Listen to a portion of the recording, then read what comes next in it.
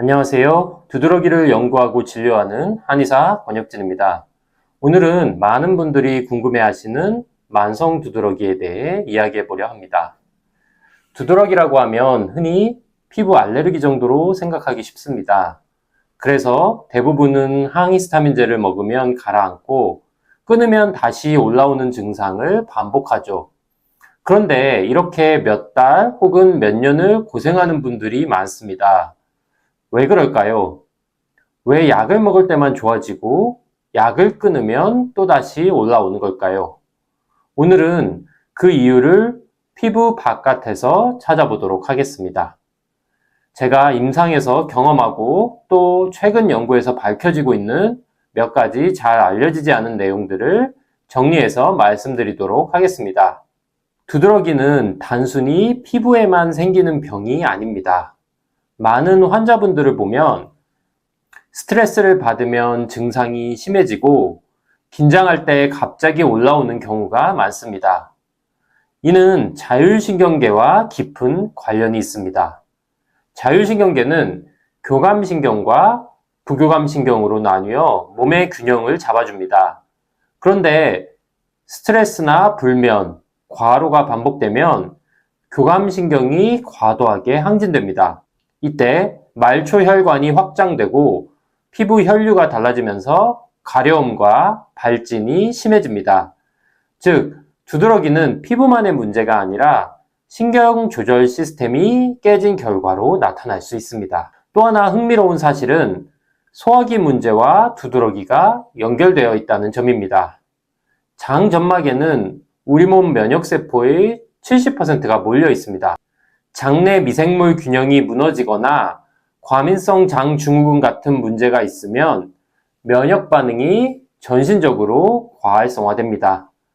그 결과가 피부에 나타나 두드러기 형태가 되는 것이죠. 실제로 만성 두드러기 환자 중에는 속이 더부룩하거나 설사, 변비가 오락가락한다는 분들이 많습니다. 피부만 봐서는 알 수 없는 중요한 단서입니다.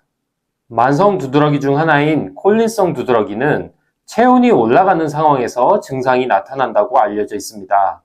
그런데 꼭 콜린성 두드러기가 아니더라도 만성 두드러기를 가진 분들 중에는 더울 때나 추울 때 증상이 심해지는 경우가 많습니다.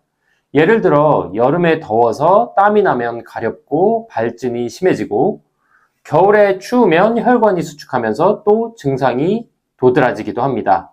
사실 이런 반응은 누구에게나 일어나는 정상적인 체온 조절 과정이지만 두드러기가 있는 분들은 이 과정이 필요 이상으로 과도하게 일어나는 것이죠. 즉, 단순히 알레르기 반응 때문만이 아니라 우리 몸의 체온을 조절하는 신경과 감각 시스템이 예민해져 있어서 작은 자극에도 심한 두드러기가 나타난다고 볼 수 있습니다. 다음으로 두드러기 환자들의 공통된 고민 중 하나가 밤에 가려움이 심하다는 것입니다. 왜 밤이 되면 심해질까요? 밤에는 멜라토닌과 코르티솔 같은 호르몬의 리듬이 변합니다. 멜라토닌은 단순히 수면을 유도하는 호르몬이 아니라 항염증과 항히스타민 작용도 함께 합니다. 그런데 수면의 질이 떨어지면 멜라토닌 분비가 줄어들고 그 결과 피부 염증과 가려움이 심해집니다. 즉, 두드러기 때문에 몸이 불편해서 잠을 못 자고 잠을 못 자니까 다시 두드러기가 심해지는 악순환이 생기는 겁니다. 이 부분은 조금 생소할 수 있습니다. 중추감작이라는 개념인데요. 원래는 만성 통증에서 많이 이야기됩니다. 같은 자극에도 뇌와 척수신경이 과도하게 반응하는 현상을 말합니다. 즉, 작은 자극에도 크게 아프다고 느끼는 거죠. 만성 두드러기에서도 이와 비슷한 현상이 나타납니다. 실제 피부 자극보다 신경계가 과민하게 반응해서 더 큰 가려움, 발진을 만들어내는 경우가 있습니다. 그래서 어떤 환자는 아무 이유 없이 갑자기 발진이 올라온다고 느끼는 겁니다. 이 경우 단순히 항히스타민제를 늘린다고 해결되지 않습니다. 신경의 과민 상태 자체를 조절하는 접근이 필요합니다. 많은 분들이 두드러기를 단순히 면역 반응이 과해서 생기는 병이라고 생각합니다. 하지만 실제로는 면역의 조절 능력이 떨어진 상태라고 보는 게 더 정확합니다. 즉, 면역이 전체적으로 과해진 것이 아니라 어떤 경로는 필요 이상으로 과도하게 반응하고 또 어떤 다른 경로는 제 역할을 못하는 불균형이 생긴 겁니다. 그래서 몸은 사소한 자극에도 과하게 반응하면서 두드러기를 만들어냅니다.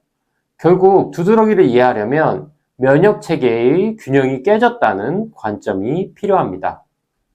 지금까지 말씀드린 내용을 정리하면 만성 두드러기는 단순히 피부에만 국한된 병이 아닙니다.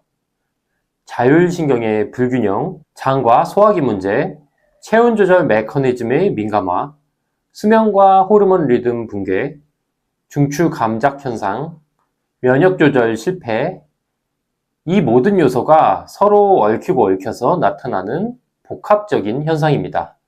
그래서 어떤 사람은 소화기가 좋아지니 두드러기가 호전되었다는 사람도 있고 어떤 사람은 스트레스가 줄었더니 좋아졌다고 하기도 하는 겁니다.